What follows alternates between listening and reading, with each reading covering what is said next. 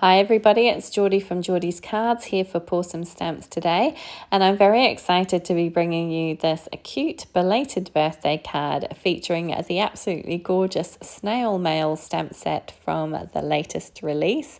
I love this stamp set and I'm particularly in love with this little grumpy snail. I think he is my absolute favourite. So off camera, I have gone ahead and coloured and cut out my images. I used my Copic markers today. And I have this kind of grey postage stamp slimline die here and a piece of Bristol Smooth cardstock, which I've cut to 2.5 by 7.5 inches. It fits just nicely behind that grey panel that I've cut there. So using some repositionable tape, I'm just attaching it down to my Make Art station and I'm bringing out my picked raspberry Distress Oxide ink and I'm going in with quite a heavy hand and I'm just going to layer this colour all over the background. Now I just wanted something quite bright and colourful. My snails have been coloured in relatively pastel shades and I thought that this would really make them pop and just worked really nicely with all the other colours that I had in there. So once I had gone ahead and put enough ink down there, I'm bringing out some water and just tapping it all over with a paintbrush to get some nice distressing on my ink there. And I decided I needed a little bit more and tapping it all down all over.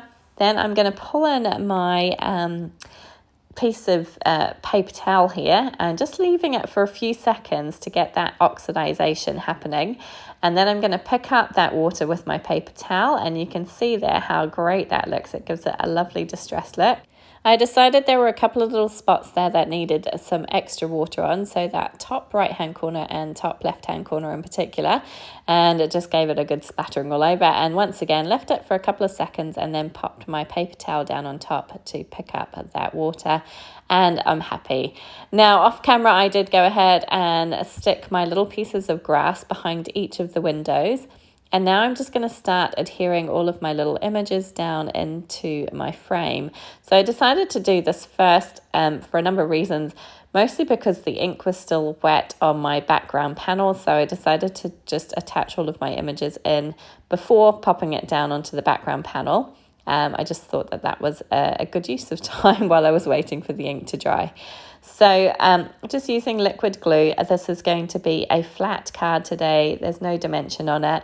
I just thought that these little images do the work really. They are so cute. And this guy, like I say, is my absolute favourite. He just looks really annoyed with the world, doesn't he? I've got this happy snail. He's a bit happier at the back here. And he's going to be in my final frame. And then that one that's kind of blank at the moment, that's where my sentiment is going to go. So I have a couple of other little pieces here. I have another envelope and another little present, which I'm going to pop down. And you can see that my letterbox is overflowing there. It's full of mail for this belated birthday. So once that is all adhered down, I'm going to pull in my background panel once again and kind of just making sure everything's going to fit in nicely and that my sentiment is going to fit. So I'm using the sentiment from the Snail Mail stamp set, which says Happy Belated Birthday. And yes, it fits absolutely perfectly in there. Probably should have checked that before I started making my card, but it's all good. And I'm going to go ahead and attach my front piece down onto my background panel. Now this can be a little bit risky doing this before you do your stamping, but knowing that everything was going to be adhered flat and there's no foam or dimension on my card, I figured it would work okay, and it did, thankfully. But yeah, sometimes it just makes it, for me, it's much easier to line the stamp up perfectly when I've got everything adhered down already. I realise that other people will do it in different ways. You really got to do what works for you, but this worked fine for me today.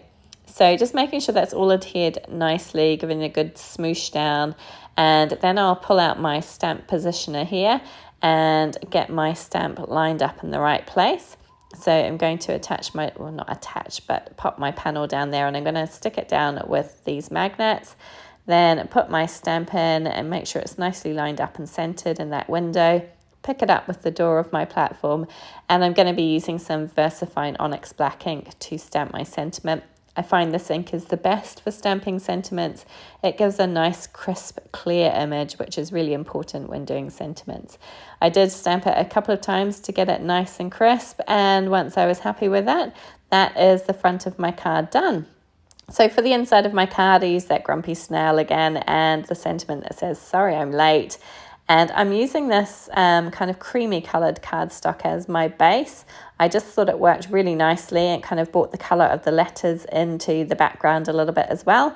And I'm just going to glue it down flat with liquid glue, making sure I've got all of those little edges, and I'm going to try and center it up. I always think that I've done a good job, and then on hindsight, when I look at it again, once it's dry, of course, I kind of decide that actually it's not, but I think it's good enough. And that is it. My card is complete. So I hope you enjoyed this one today. Do please go and check out the Pawsome Stamps website. They've got some great new products in their new release. Please do check out these other videos that I've left here for you, and please subscribe to our channel. We would love to see you come back again. Thanks for joining me today. Take care.